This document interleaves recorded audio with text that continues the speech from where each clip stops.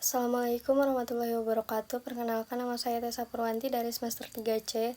Akan melanjutkan review materi pada bab 2 yang telah disampaikan oleh Profesor Dr. Haji Aini Nuraini SHMH beserta asisten dosen Bapak Dr.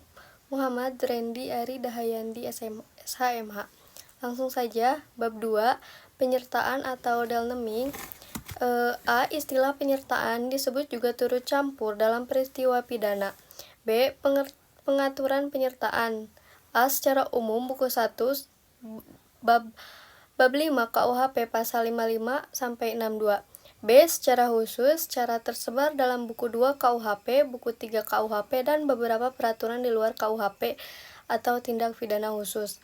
C. Pengertian penyertaan. Penyertaan adalah apabila suatu tindak pidana terlibat lebih dari satu orang atau beberapa orang melibatkan diri dalam satu tindak pidana. D. Bentuk-bentuk penyertaan. Yang pertama, die het plegen atau pleger yang melakukan.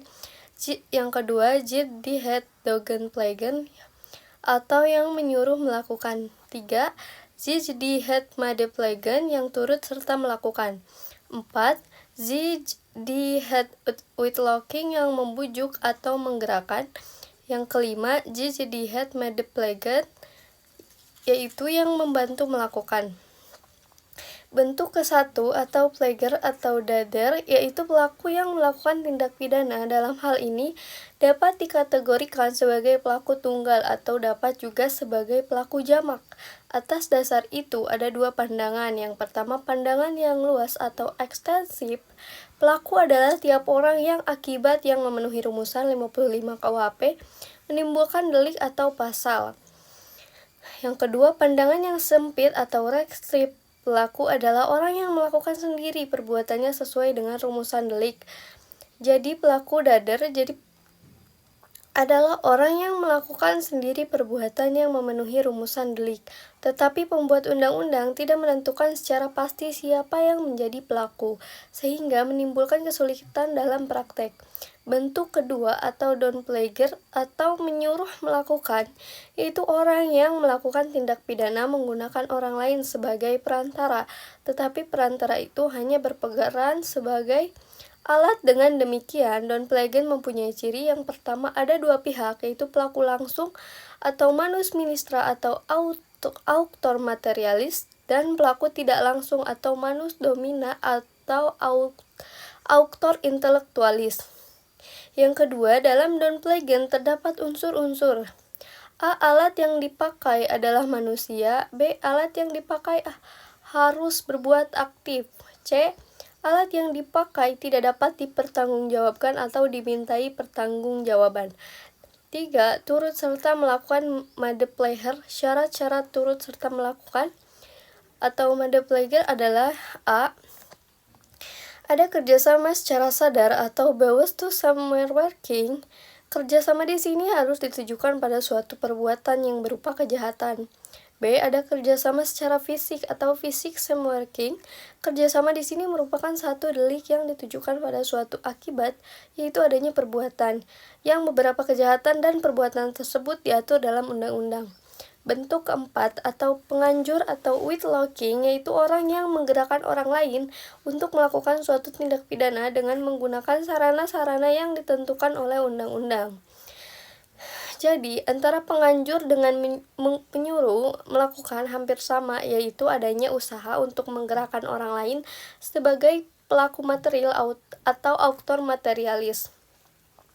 Perbedaannya adalah yang pertama, dalam penganjuran, sarana yang digunakan diatur dalam pasal 55 ayat 1 sub kedua, yaitu diatur secara limitatif atau terbatas. Yang kedua, dalam pembujukan atau orang yang membujuk disebut auctor intellectualis, dan yang dibujuk atau digerakkan adalah auctor materialis. 3. Pelaku material atau auctor materialis dapat dimintai pertanggungjawaban secara umum atau dipidana karena melakukan perbuatan dengan sengaja. Bentuk kelima, medeplegic atau pembantuan, diatur dalam pasal 56 KUHP, yaitu ada dua bentuk.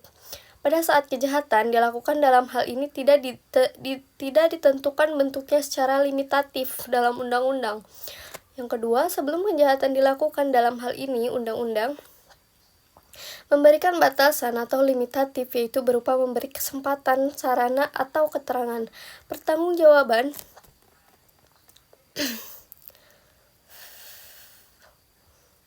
Pertanggungjawaban pembantu KUHP mengatur pidana untuk pembantuan adalah lebih ringan daripada pelaku. Pasal 57 ayat 1 dan ayat 2 yaitu maksimum pidana pokok dikurangi sepertiga. Apabila kejahatan diancam pidana mati atau seumur hidup, maka maksimum pidananya adalah 15 tahun. Pertanggungjawaban pembantu yang pertama, pemidanaan untuk pembantu adalah lebih ringan dari pelaku. Pasal 57 ayat 1 dan ayat 2 KUHP yaitu A. Maksimum pidana pokok sepertiga ayat 1. B. Apabila kejahatan diancam dikurangi hukuman pidana mati atau penjara seumur hidup, maka maksimum pidana untuk pembantu adalah 15 tahun. Ayat 2.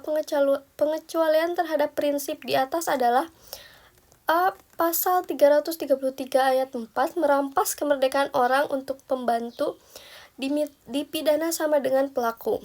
Pasal 231 ayat 3, penyimpanan barang pembantu dipidana sama dengan pelaku. Yang kedua, pidana tambahan untuk pembantu sama dengan pelaku. Pasal 57 ayat 3. Yang ketiga, dalam pertanggungjawaban pembantu KUHP menganut sistem tidak tergantung pada pertanggungjawaban pelaku.